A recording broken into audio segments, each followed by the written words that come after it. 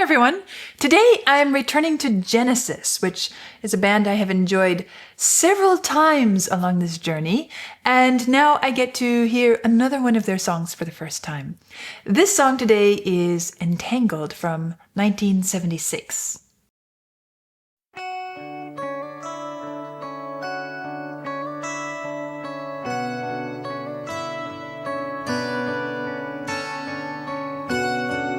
It's funny.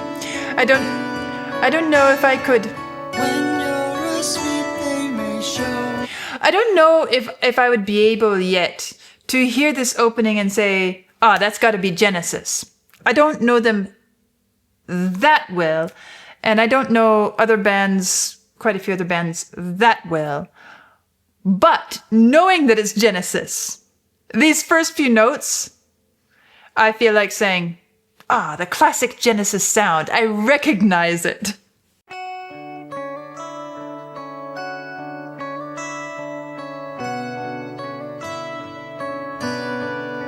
I love the way in this introduction. When you're asleep, they may show you aerial views of the ground. Friday in slumber, empty of sounds.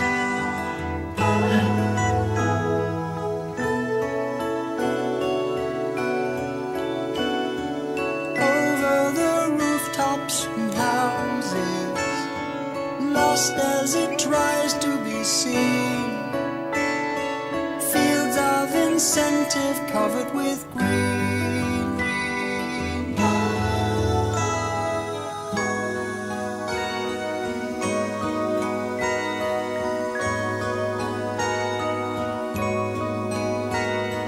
Mesmerized children now playing, meant to be seen but not heard. Stop me from dreaming, don't be absurd.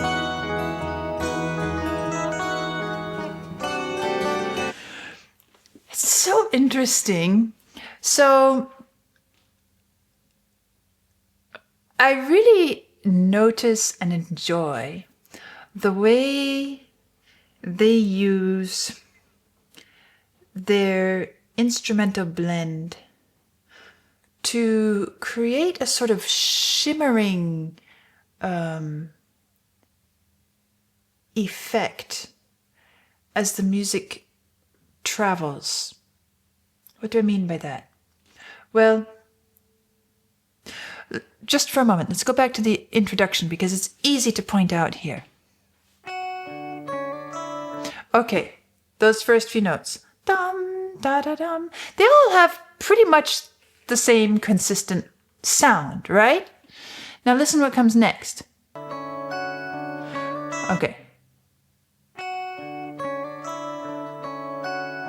Notice the second time it comes up to dum. So ding, dee dong, dong, dong. That next time it lands on that starting note, it sounds different. It's a different sheen, a different angle of light on that thing.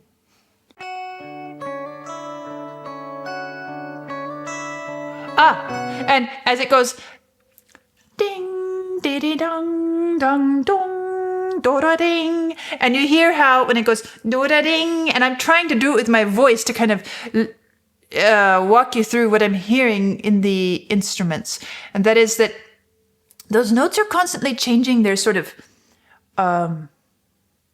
color, their shape, the tone. It's the tone that I'm talking about. But you know, unless you are really used to thinking of tone as a musician does, that might be really ambiguous. So I'm trying to think of other terms and images to help you understand what I'm talking about. It's the difference between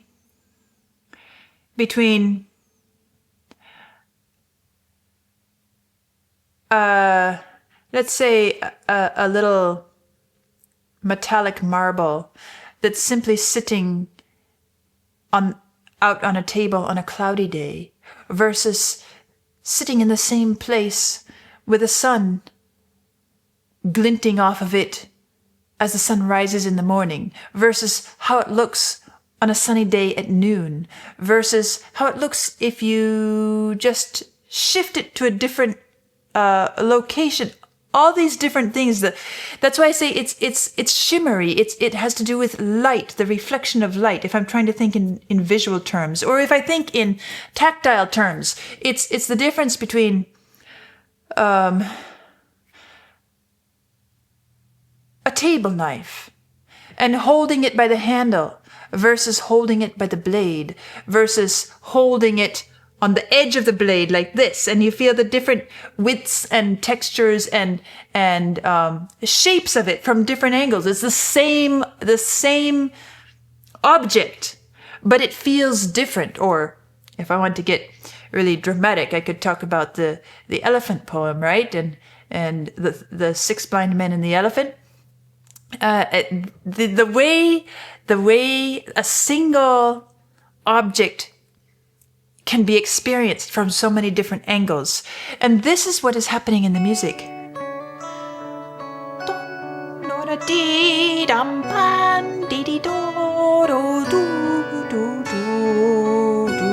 Or we could say, as I'm vocalizing, we could say it's the difference between the voice with an a versus an o versus an u versus an e. It's the same voice, but the shape of the vowel changes the way it sounds. And so this is what I mean when I'm talking about tonal coloring and what I enjoy about this is how they're layering instruments on these different pitches to continue the tonal shimmer and shifting.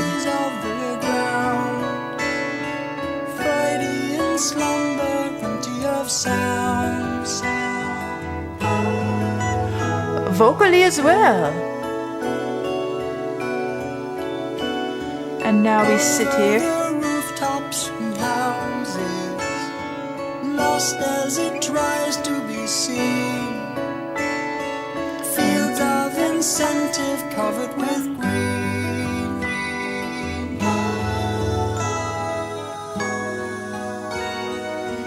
You hear that sort of shimmer and constant shifting of light and shade and tone color, don't you? Meant to be seen but not heard. Stop me from dreaming, don't be absurd.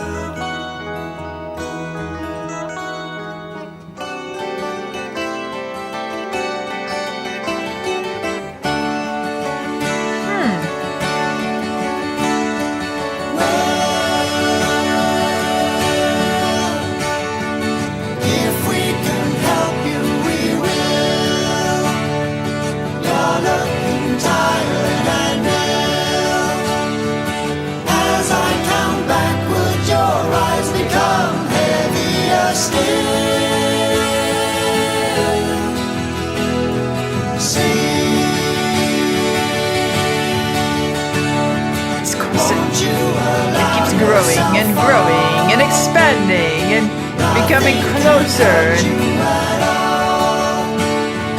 With your consent, I can experiment further still.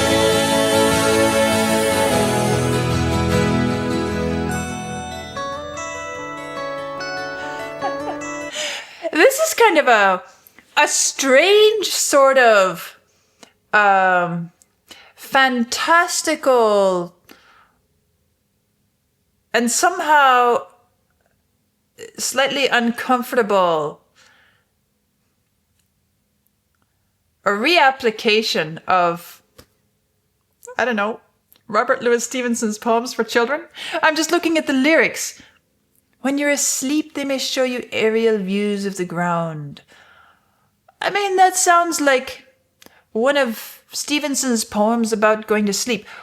Over the rooftops and houses, lost as it tries to be seen, fields of incentive covered with green. Like someone was reading How do you like to go up in a swing, up in the air so blue? Oh, I do think it the pleasantest thing ever a child can do, up in the air and over the wall. And so, but this is kind of taken and put in a more adult and uncomfortable presentation. I mean, we hear all these phrases. Mesmerized children are playing, meant to be seen but not heard. The whole duty of children, right? Robert Louis Stevenson again. Stop me from dreaming, don't be absurd. Is the absurdity of this that is uncomfortable. And then we get to this chorus. Well, if we can help you, we will. You're looking tired and ill. As I count backwards, your eyes become heavier still. Sleep, won't you allow yourself to fall? Nothing can hurt you at all. With your consent, we can experiment further still. Ooh, that becomes really discomforting. The way that idea is being developed and where it's taking us here, isn't it? But somehow I think it's because it has this kind of echoes of a kind of Robert Louis Stevenson childhood, magical childhood, innocent a life, which is then twisted and reapplied in a non-innocent way. I don't know where this is going to. Entangled. Well, yeah, it's quite entangled. It has this feeling of things have gotten complicated as we grew up.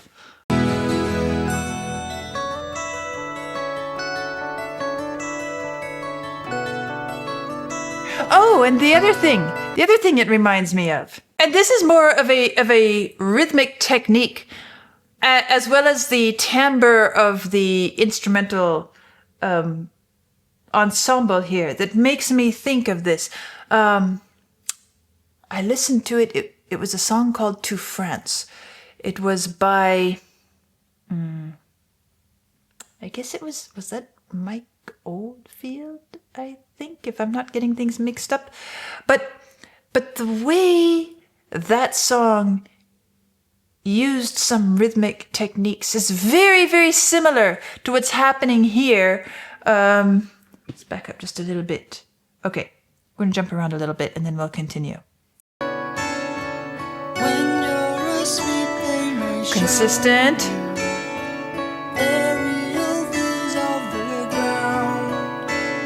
We know where the pulse is. Right there. Freudian slumber, dum bum bum bum bum. That's how it would be if we kept this pulse going as it has been. Freudian sorry, getting my words mixed up. Freudian slumber, empty of sound. But instead, we have Freudian slumber, empty of sounds. It kind of cuts out a bit there.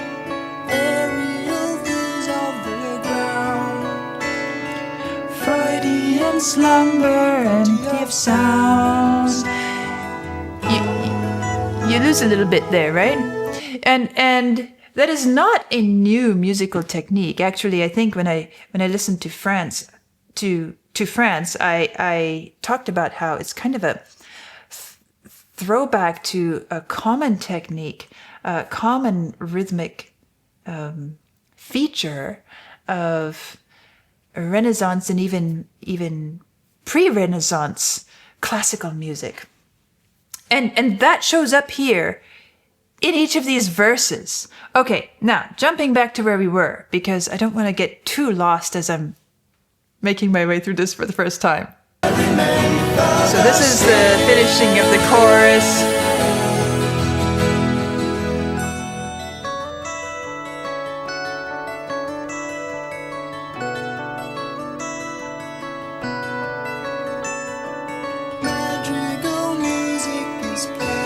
Oh, this is interesting. It even says madrigal music.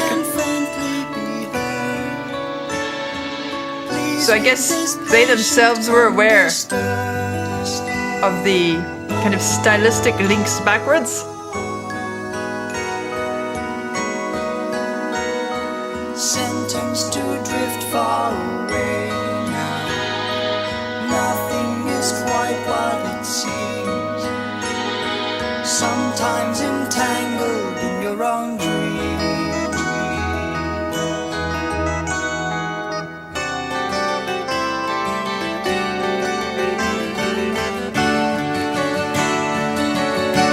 Coming back into this, we're growing towards the chorus again. Ah yeah, here it comes. If we can help you, we will. Soon as you're tired and ill, with your consent we can experiment further still. Well, thanks to our kindness and skill, you'll have no trouble until you catch your breath and the nurse will present you the bill.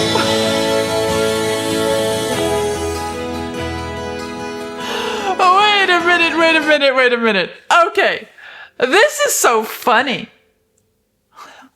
Sadly funny. I wasn't really sure, and I'm still not entirely sure what this song is all about. It's called Entangled.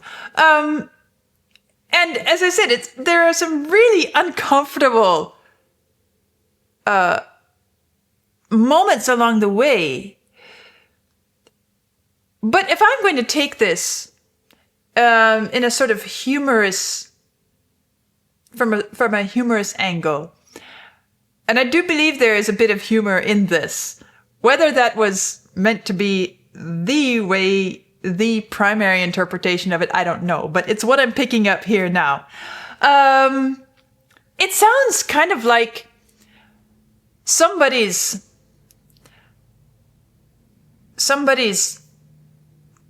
expression of their experience attempting to get medical treatment for some problem. It sounds like, it's kind of the anesthetic, going under an anesthetic experience. Your eyes become heavier still, nothing can hurt you at all. There's this idea that this is not terribly dangerous, but it's not necessarily helpful. With your consent, we can experiment further still. The irony and the uncomfortable truth that for all that the medical system wants and tries to and promises help, there are plenty of things that they can't help us with, and the best they can do is experiment and try it out and see. Please leave this patient undisturbed, and then drifting away for whatever procedure it is, and then the dreams of unconsciousness, and finally coming back around, and then this line: thanks to our kindness and skill, oh boy, the arrogance, you'll have no trouble until you catch your breath and the nurse will present you the bill. Is this a commentary on the American medical system and the experience that Americans have seeking help?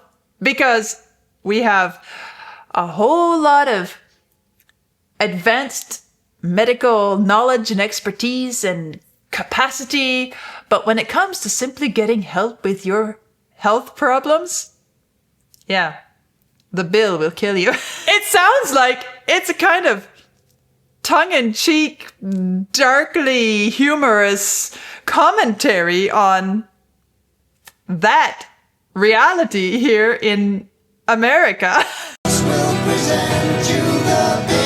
Which makes it, this whole Renaissance-y vibe, incredibly funny, again, in a rather sad way, that we're still in the dark ages.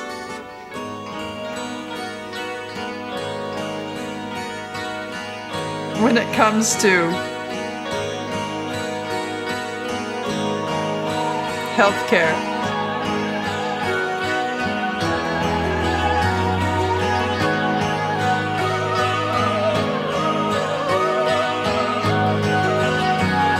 This is an interesting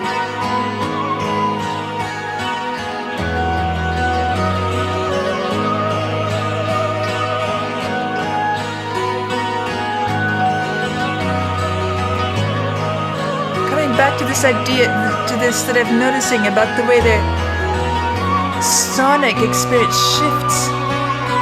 This melody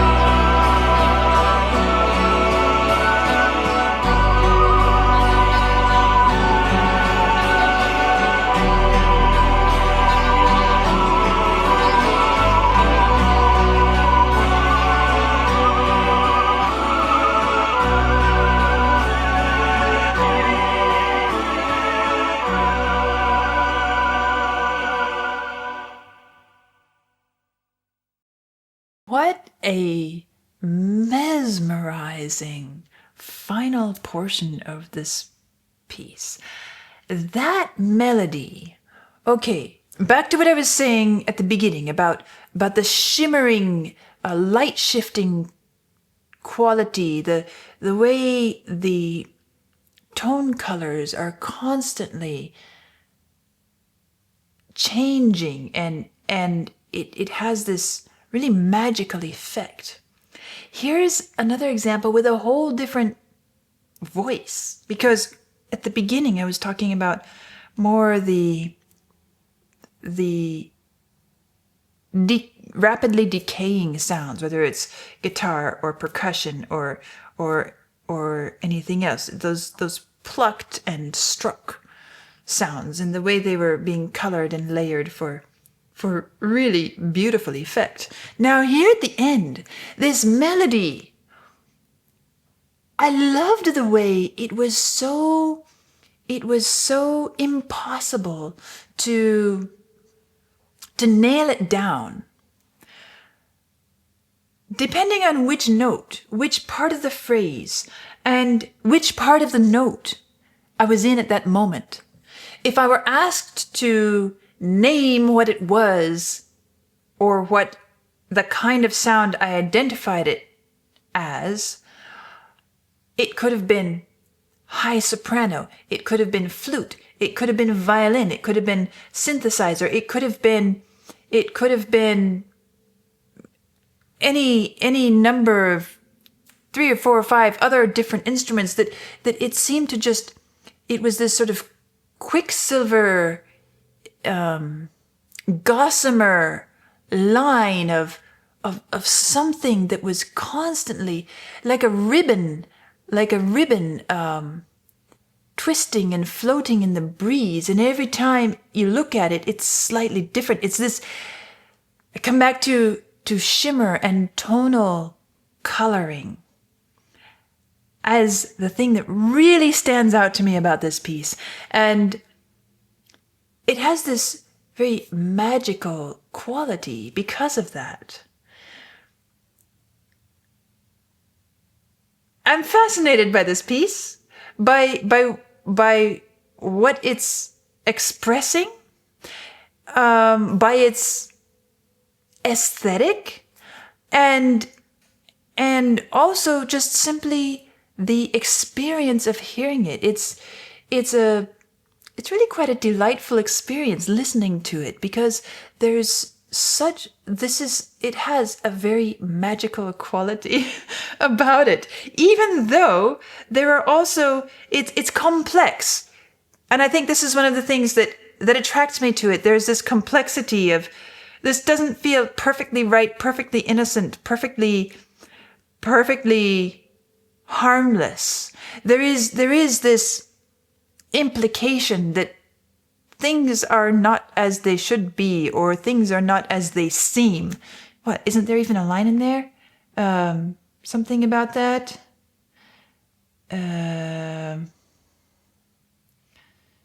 Let's see, I thought I remembered something.